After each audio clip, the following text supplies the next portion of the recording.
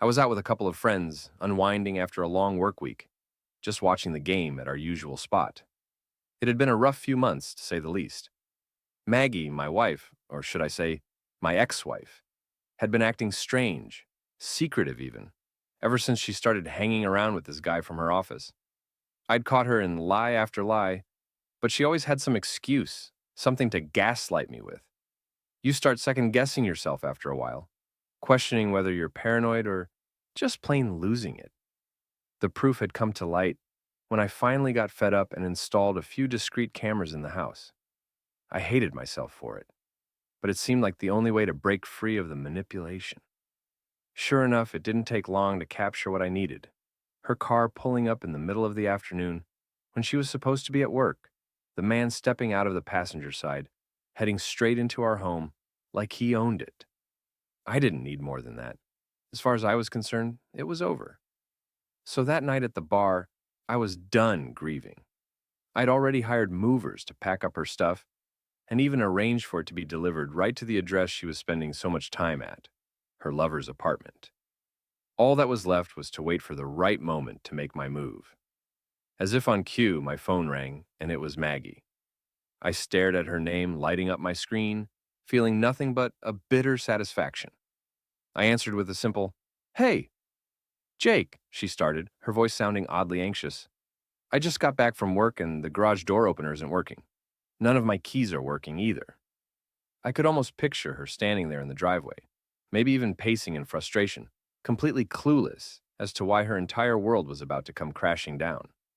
I held back a laugh, keeping my tone calm, almost cheerful. "Well, Maggie," I said, letting each word hang in the air, "that's because you don't live there anymore." Silence on the other end, just her breathing, shallow and shocked. "What are you talking about?" she stammered. "Oh, didn't I mention?" I replied, feigning surprise. "I had the locks changed this morning. Thought it might make things easier on us both." I let the words sink in before delivering the kicker. "By the way, I also had all your things sent over to your new place. Figured your boyfriend could help you get settled." There was another pause, then a desperate laugh that had zero humor in it. "Jake, please, let's just talk about this. You don't understand. It's not what you think." "Oh, I think I understand just fine," I shot back, my voice lowering. "I understand that you've been lying to me, cheating on me in our own home. There's nothing left to talk about, Maggie. Enjoy your new life." I ended the call before she could respond, letting that final word linger. There was nothing more satisfying than hearing her say my name like it was her last lifeline, knowing that I'd cut her off from everything she'd taken for granted. That night, I went home to an empty house. My house now, just mine. It was the first time I'd felt peace in ages, but the strangest part was the sadness that snuck up on me. For years, I'd built a life with Maggie, someone I thought I'd grow old with. All that time and effort, all that trust, wiped out in an instant. It was a hollow kind of victory, but one I'd learned to live with. Maggie tried calling a few more times after that, but I ignored her. Eventually, the calls stopped, just like the memories of our life together would, given enough time. I moved forward, finally free, but a little wiser about what I would and wouldn't tolerate again. After that night, I felt a strange peace. But that calm wouldn't last long. It turns out, Maggie's lover, this guy Jason, was more than just her fling. He was a real piece of work. A few days after cutting Maggie off, I got a call from my neighbor, Rob. "Hey, Jake, you might want to get home," he warned. "There's some guy here, making a scene on your front lawn, yelling about a crazy ex." When I pulled up, sure enough, there was Jason, stocky about my height, and wearing a smug look that didn't last long. I got out of the car and he immediately walked over, squaring up to me like he thought he was going to intimidate me. "You think you're real clever, don't you?" he sneered. "Throwing Maggie out like that, making her stay with me? You ruined her life." I laughed in his face. "Ruined her life? She did that all on her own." I took a step closer, not backing down an inch. "You might want to step off my lawn, pal, before you really regret it." He shoved me, hard enough that I stumbled back. Something in me snapped. Without even thinking, I swung, catching him square in the jaw. He staggered, but I didn't let up. For all the anger I'd bottled up over the months, this was my release, and I threw every ounce of it into him. He managed to get a few punches in, but his swings were wild and clumsy, probably thinking I'd go down easy. We were in a full-on brawl, rolling through the grass, throwing punches. I could feel the heat of blood trickling from my nose, but I kept going, fueled by every betrayal, every sleepless night. At some point, Rob ran over, trying to pull us apart. "Hey, hey! Break it up, you two! Come on!" he shouted, finally prying us apart. Jason spat blood onto the lawn, looking up with a crazed glare. "You'll pay for this, Jake. You think Maggie's done with you? She's coming for everything. You're gonna lose that house, and you're gonna lose everything you care about." "Let her try," I hissed, "because when I'm done, neither of you will have a damn thing." Jason gave one last look and stormed off, muttering threats under his breath. The next day, I got a notice from Maggie's lawyer. She was coming for half the house, half my savings, and even some of my pension, things she'd hardly lifted a finger for. She'd already tried spinning her story, painting herself as the victim of an unhinged husband who'd unfairly kicked her out. But I was done letting them push me around. I wasn't just going to fight back. I was going to make sure she didn't get one penny more than she was legally entitled to. I hired a top-notch attorney, someone who specialized in cases like mine, and knew every loophole, every angle, every trick in the book. For months, I documented everything. Her lies, her affair, every shred of evidence I could gather. It wasn't easy. Some nights I felt like the weight of it all would crush me. But I kept going, driven by a sense of justice. If she wanted to go to war, she'd picked the wrong guy. The day we went to court, she had the nerve to show up with Jason by her side, holding his hand. I felt my blood boil, but I stayed calm, knowing we were about to turn the tables. When her lawyer tried to paint me as a controlling husband who'd thrown her out without warning, my attorney systematically shredded every argument. My lawyer revealed the truth of Maggie's affair, her deceit, even how she'd plotted with Jason to take half the house. By the end of it, Maggie was in tears, her lawyer at a loss for words. The judge ruled in my favor, denying her any right to my pension, giving her only a small fraction of the house's value. Jason shot me a glare as they left the courtroom, but he didn't dare try anything, not this time. As they disappeared, I finally felt free. This time for real. After the court ruling, I thought I'd put Maggie and Jason behind me. But that peace was short-lived. 2 weeks later, I started noticing strange things. My car was keyed one morning, deep scratches etched along the side. A few days later, I found my garbage cans knocked over and trash scattered across my driveway. At first, I chalked it up to bad luck or maybe rowdy kids in the neighborhood. But then one night, as I was sitting in the living room with the TV on, I saw headlights sweep across the yard. I peeked through the curtains just in time to see a familiar car slowing down in front of my house. Jason's beat-up old SUV. He wasn't alone. I could make out Maggie in the passenger seat, her silhouette lit by the glow of the streetlight. They sat there for a few minutes, just watching the house. Finally, Jason rolled down the window, flicking a cigarette onto my lawn before they sped off. That cigarette was the warning shot. I knew they weren't done messing with me. I decided enough was enough. I couldn't keep hoping they'd just disappear. I bought a set of security cameras, installing them around the property. If they wanted to play dirty, I'd be ready. And just as I suspected, it didn't take long before they struck again. One evening, I was reviewing the footage on my phone, and there it was, Jason, sneaking up the driveway, in the dead of night, looking around like a thief. He picked up a brick from the edge of the flower bed and launched it at the front window. The glass shattered with a sharp, echoing crash, and he took off, disappearing before I could even react. The next morning, I called the police and gave them everything I had. The footage was enough to get Jason arrested for vandalism and harassment. I'll admit it felt good watching him being led away in handcuffs, seeing that smug look wiped right off his face. Maggie, though? She wasn't finished. She still had a few moves left, and she didn't seem to care what kind of damage she caused, as long as it hurt me.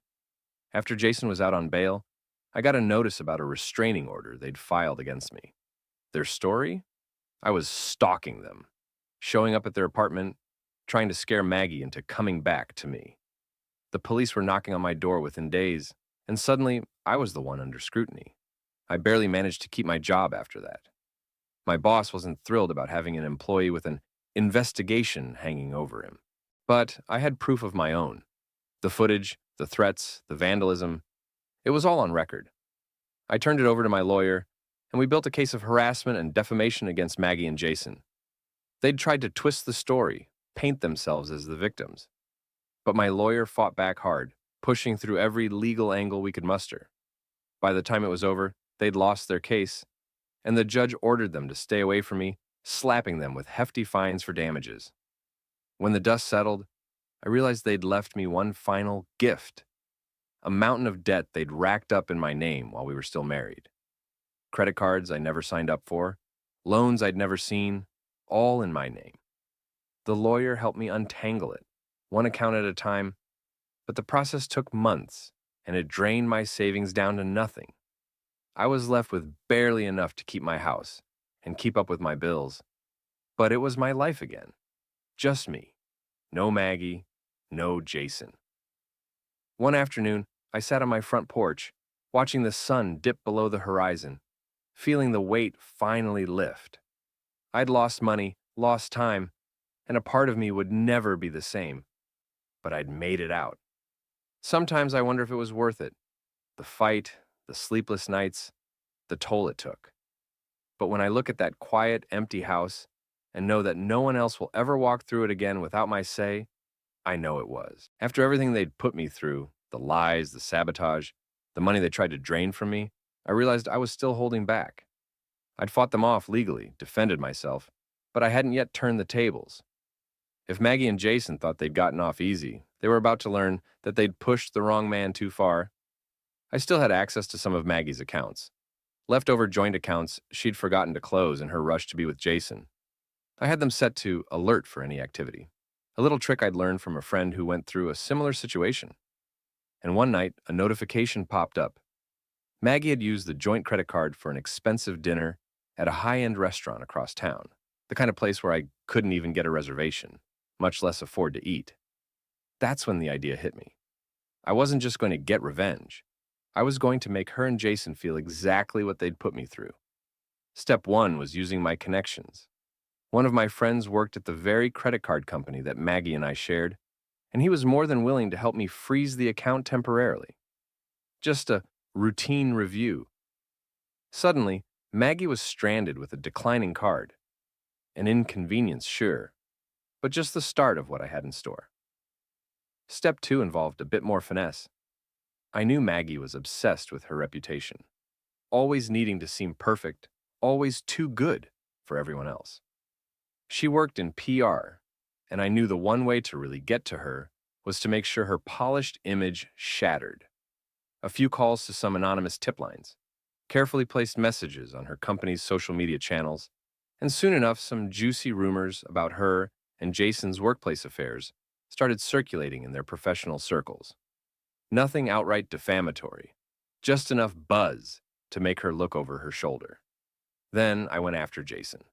He was a manager at some retail chain, but he was hiding a not-so-little secret. He'd been skimming money from the store's petty cash fund to finance his nights out with Maggie. I may or may not have sent an anonymous letter to the regional manager, detailing the mysterious losses. Within days, he was called into HR. Word got around fast, and within a week, he'd been suspended, pending an investigation. A second week later, he was fired, his reputation tanked. The final step, though, the grand finale. After their lives had started crumbling, I planned one last message to bring it all home.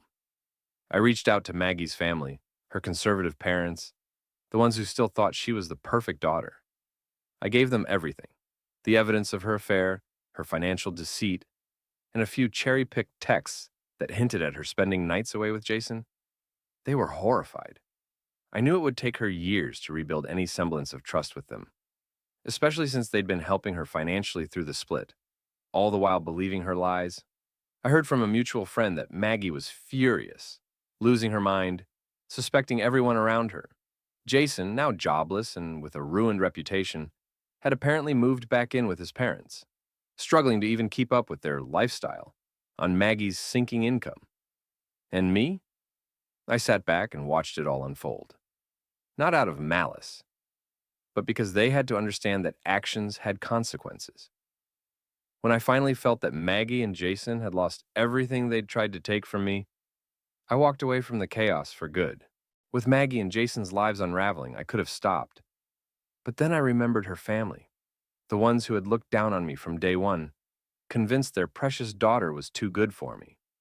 They'd enabled her, believed every lie she fed them, and had poured money into her legal fight to take everything I had. They were the reason she'd had the resources to drag me through hell in court and smear my name. It was time to remind them that there's a price for getting involved in someone else's war. Maggie's parents ran a small business, a quaint family-owned boutique they prided themselves on. They loved the idea of being small-town pillars of the community. What they didn't love, however, was competition. They'd gone to great lengths to keep new shops from setting up in the area. I knew because they'd bragged about it once, back when they still saw me as part of the family. The tricks they used were just shady enough to avoid breaking the law, but they were ruthless. They'd undercut small business owners, filed false complaints, even leveraged personal contacts on the town council to kill competition before it ever opened. So, I decided to level the playing field. First, I contacted some of those same small business owners who'd been run out or bullied into leaving. They were more than happy to share every detail of the underhanded tactics Maggie's parents had used against them. I took that information and tipped off a local business reporter. It didn't take long for a story to hit the local news, highlighting allegations of unethical practices in the town's beloved boutique industry. Names weren't named, but everyone knew who the article was talking about. The community response was fierce, and their boutique quickly became the target of whispers, side eyes, and a lot fewer customers. But I wasn't done yet. Maggie's parents also had a close relationship with their bank, where they'd negotiated some favorable terms for loans they were using to expand their boutique. What they didn't know, however, was that the branch manager was an old college friend of mine. A few conversations later, and he arranged for their loan terms to be reevaluated, just a standard practice for small businesses under scrutiny. They were hit with new terms, higher interest rates, and additional fees, suddenly putting pressure on their precious expansion plans. It was the final nail that pushed them to the edge.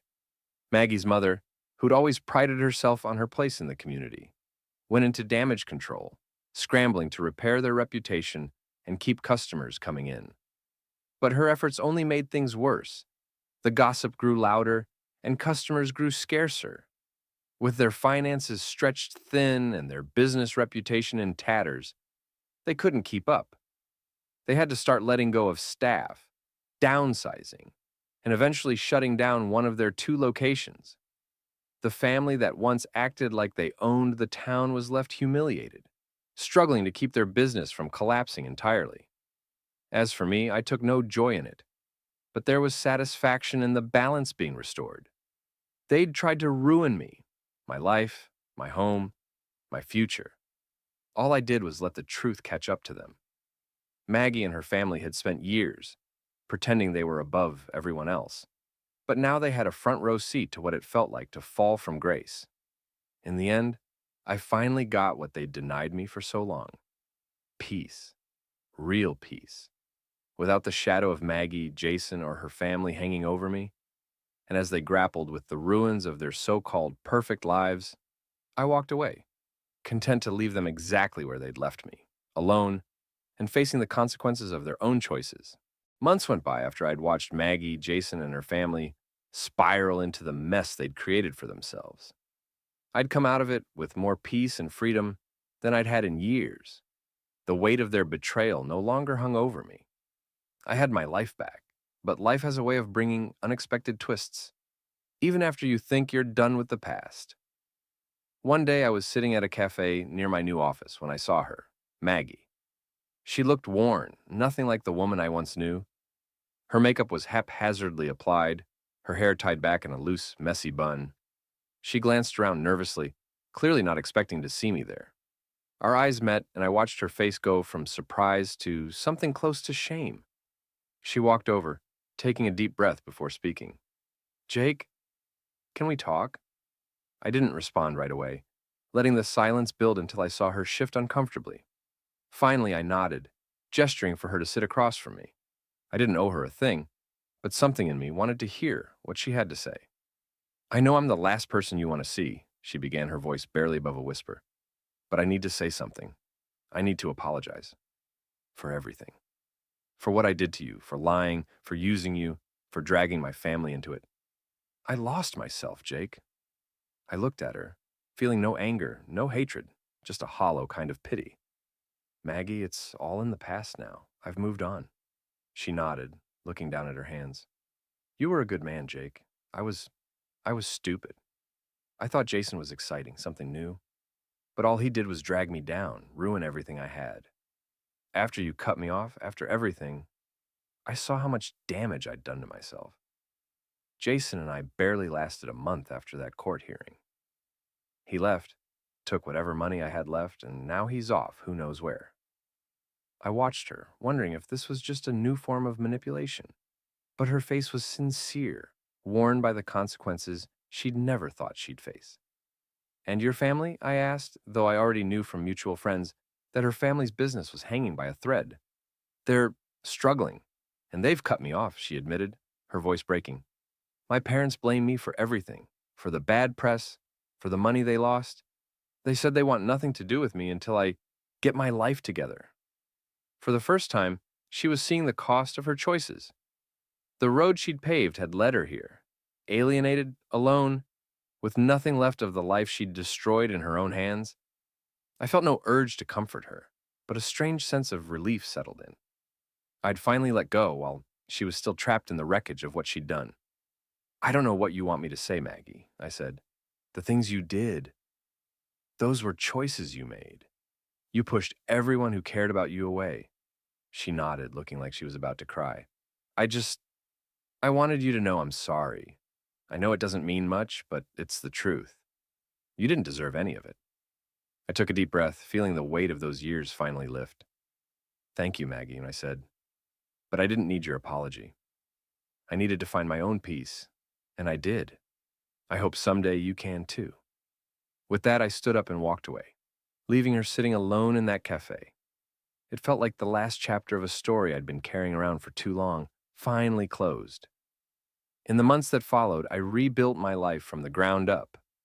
I started traveling, spent more time with friends, even got back into hobbies I'd neglected for years.